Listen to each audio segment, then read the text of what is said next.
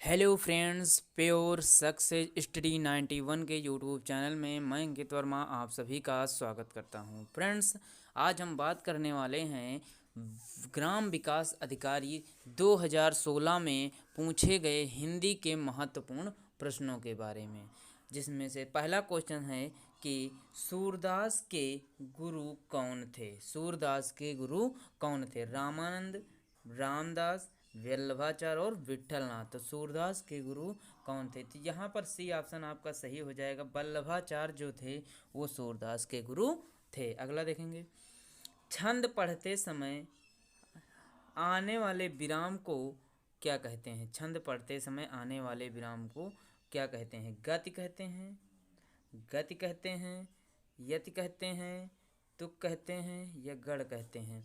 तो आने वाले विराम को क्या कहते हैं? तो आने वाले विराम को क्या कहा जाता है? यति कहा जाता है। तो बी ऑप्शन यहाँ पर आपका सही हो जाएगा। आगे देखेंगे, जहाँ वाक्य की जहाँ जहाँ वाक्य की गति अंतिम रूप ले ले जहाँ वाक्य की गति अंतिम रूप ले ले विचार के तार टूट जाएं, वहाँ किस चिन्ह का प्रयोग किया जाता है? वहाँ किस चिन्ह का प्रयोग किया जाता है? योजक चिन्ह का, अल्प विराम का, उद्धरण चिन्ह का या पूर्ण विराम का? तो वहाँ पर आपका डी ऑप्शन सही हो जाएगा। वहाँ पर पूर्ण विराम चिन्ह का प्रयोग किया जाता है।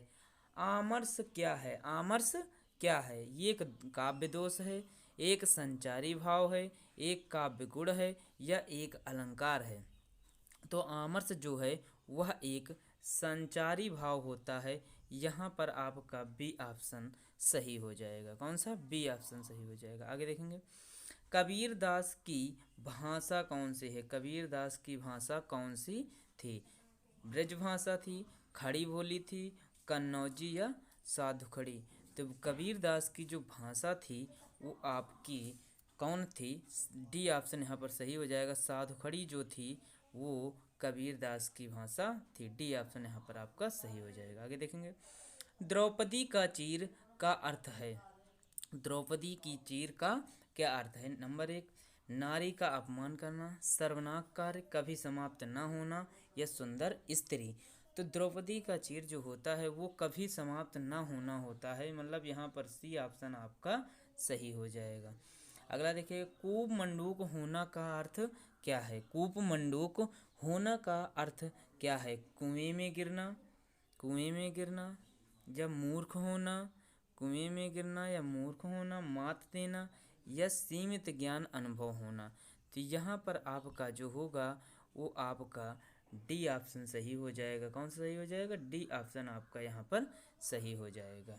सीमित ज्ञान या सीमित अनुभव होना कुमंडूक कहलाता है। आगे देखेंगे, पूरब और उत्तर के बीच की पूरब और उत्तर के बीच की दिशा क्या कहलाती है? पूरब और उत्तर के बीच की जो दिशा कहलाती है क्या कहलाती है? दिशा आग्नेय, ईशान, वायव्य या नैऋत्य? तो पूरब और उत्तर के बीच की जो दिशा कहलाती है वो आपकी ईशान कहलाती है। यहाँ पर बी ऑप्शन आपका सही हो जाएगा। आगे देखेंगे, वलय शब्द का अर्थ चिन्हित कीजिए। वलय, वलय अर्थ का शब्द चिन्हित कीजिए। तो वलय देह वृक्ष की छाल, गोलाकार घेरा या मृग की छाल या आवरण? तो वलय जो होता है वो एक गोलाकार घेरा होता है। यहाँ पर बी ऑप्शन आपका सही हो जाएगा। ठीक समय पर आ जाना में कौन सा कारक है? ठीक समय पर आ जाना में कौन सा कारक है? ठीक समय पर देखो क्या होता है? कर्म को होता है, करण से के द्वारा, संप्रदान को के लिए, अधिकरण में पर समय पर। तो यहाँ पर आपका होगा डी ऑप्शन सही हो जाएगा। अधिकरण कारक हो जाएगा यहाँ पर। आगे देखेंगे, पानी विच मीन प्यासी, मुँह सुन सुन आवे हाँसी।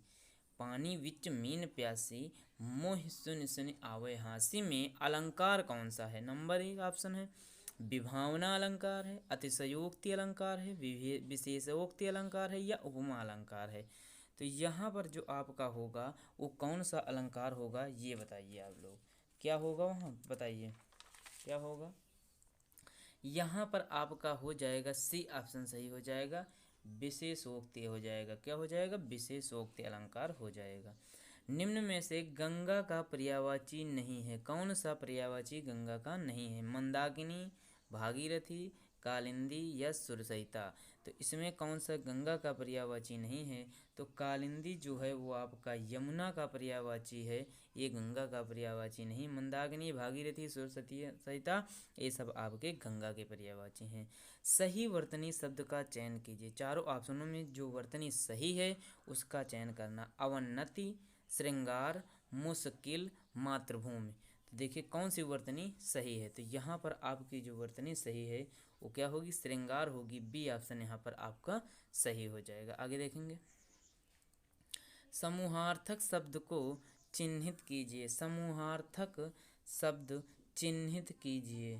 तो समूहार्थक जो शब्द होता है उसको चिन्हित। नंबर ए ऑप्शन है पुरुष, स्त्री, मनुष्य और भीड़। तो इसमें कौन सा शब्द समूहार्थक है? तो मतलब समूह का बोध करा रहा। तो यहाँ पर भीड़ आपकी जो है वो समूह का बोध करा रही है। तो यहाँ पर डी ऑप्शन आपका सही हो जाएगा। आगे देखेंगे, आंशिक शब्द में प्रत्यय क्या है? आंशिक शब्द में प्रत्यय क्या होता है? प्रत्यय जो होता है वो शब्द के अंत में लगता है, आदि में लगता, मतलब अंत में लगता है, लास्ट में। और जो उपसर्ग होता है वो मतलब पहले लगता है। तो आंशिक में आपका देखिएगा इक आ रहा, आंशिक इक प्रत्यय। तो यहाँ पर सी ऑप्शन आपका सही हो जाएगा। वधूर्म का सही संध विच्छेद क्या होता है? तो वधूर्म का सही संध विच्छेद होता है वधू धन ऊर्म। बी ऑप्शन आप यहाँ पर सही हो जाएगा। अगर भिन्नार्थक शब्द का चयन कीजिए। भिन्नार्थक शब्द का चयन कीजिए। पावक, अनिल, किसान, अनल और किसान। तो पावक जो होता, अनल और किसान जो होते हैं ये तीनों अग्नि के, पावक, अनल और किसान अग्नि के पर्यायवाची हैं। और अनिल जो है वो आपका हवा का पर्यायवाची है। तो बी ऑप्शन यहाँ पर सही हो जाएगा। हर्ष का विलोम क्या होता है? ये विलोम बताना। हर्ष का विलोम क्या होता है? खुशी, विषाद, उल्लास और आनंद।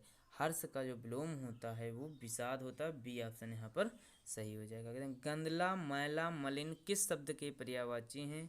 गंदला, मैला, मलिन किस शब्द के पर्यायवाची हैं? परलय के, धवल के, पंकिल के या पामर के।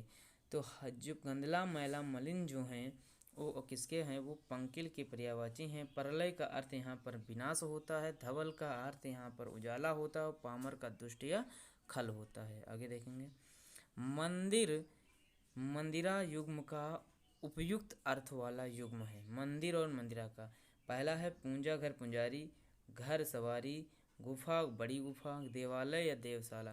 तो यहाँ पर मंदिर का जो अर्थ होता है वो देवालय होता है। मंदिरा का जो अर्थ होता है वो अशुशाला होता है। यहाँ पर भी ऑप्शन आपका सही हो जाएगा। थैंक यू फ्रेंड्स, आज के लिए इतना ही। अब आपको मिलते हैं नेक्स्ट वीडियो में।